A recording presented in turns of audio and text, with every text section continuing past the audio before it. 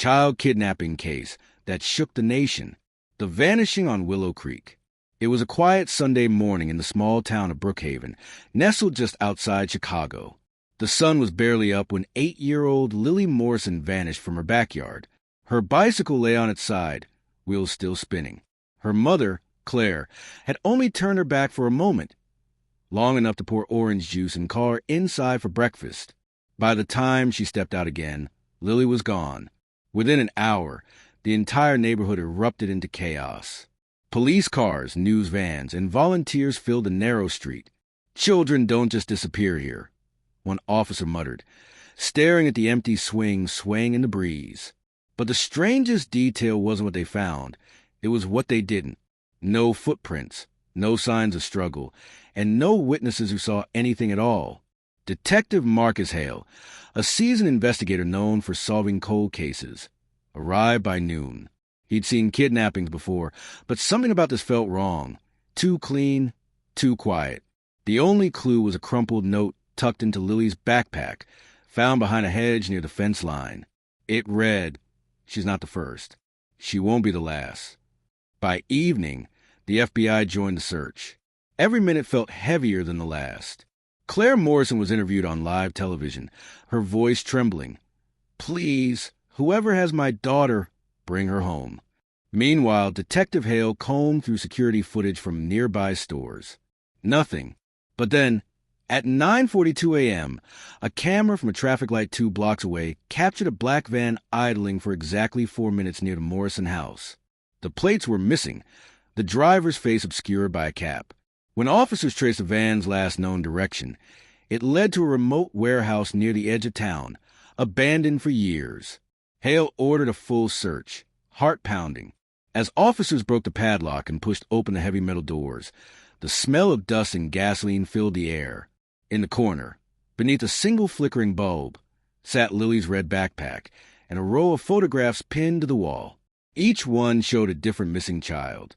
And in the center, a new photo had just been added. It was Lily, the warehouse of faces. Detective Marcus Hale stood frozen in that cold, silent warehouse. The wall of photographs glared back at him. Faces of missing children from across the country. Dozens of them. He recognized some from old case files, some from posters that still hung in police stations years later. But the newest one, Lily Morrison, sent a chill crawling up his spine. Each photo was marked with a small number in red ink.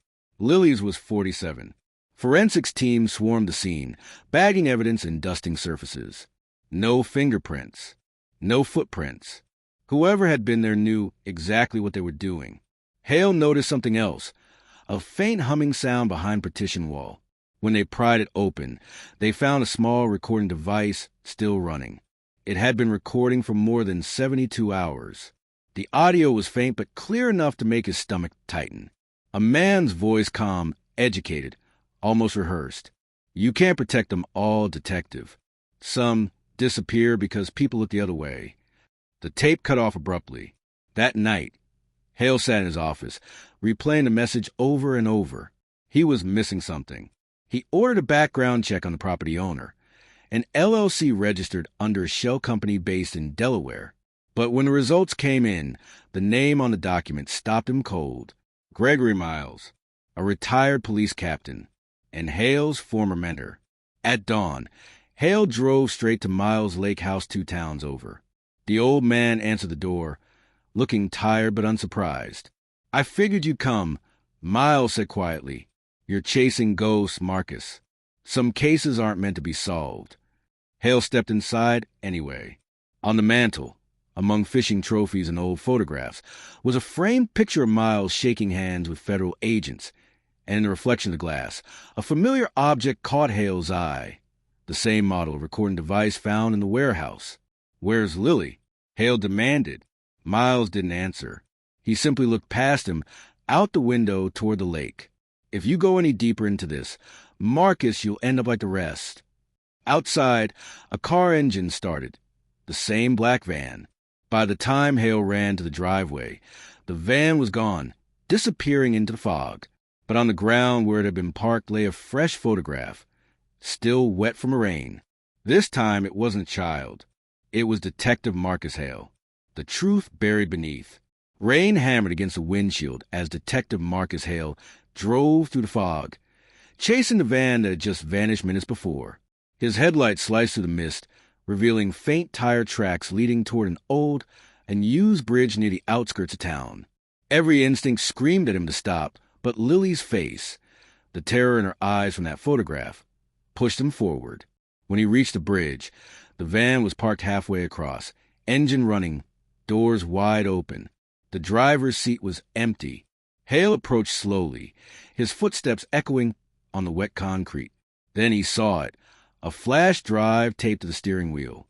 Written on it in marker, "Play me." He plugged it into his car's laptop. A video appeared, grainy, low-quality footage from an interrogation room. Sitting across from an unseen interviewer was Gregory Miles, his mentor. Miles' voice was calm, almost resigned. "We built something we couldn't control," he said. "A network. Families paid to make problems disappear. Custody disputes, scandals, debts. They didn't take children at random, Marcus. They took those no one would come looking for." Hale's pulse quickened as the camera panned to a corner of the room. There, standing quietly in the shadows, was a man with a scar along his jawline. The same figure who'd appeared on the old warehouse footage days before. Miles looked straight at the lens. "He's the one you should be after. But by the time you find him, he'll already have your name." The screen went black. Behind him, a car door slammed. Hale spun around. No one.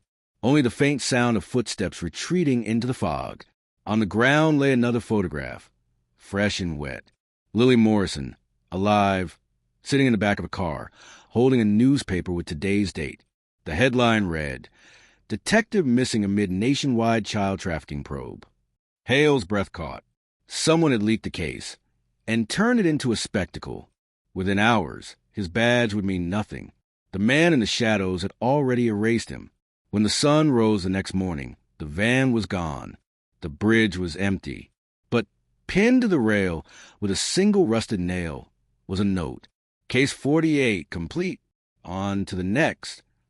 And from that day forward, Brookhaven never spoke Lily Morrison's name again. Because some cases aren't solved. They're buried.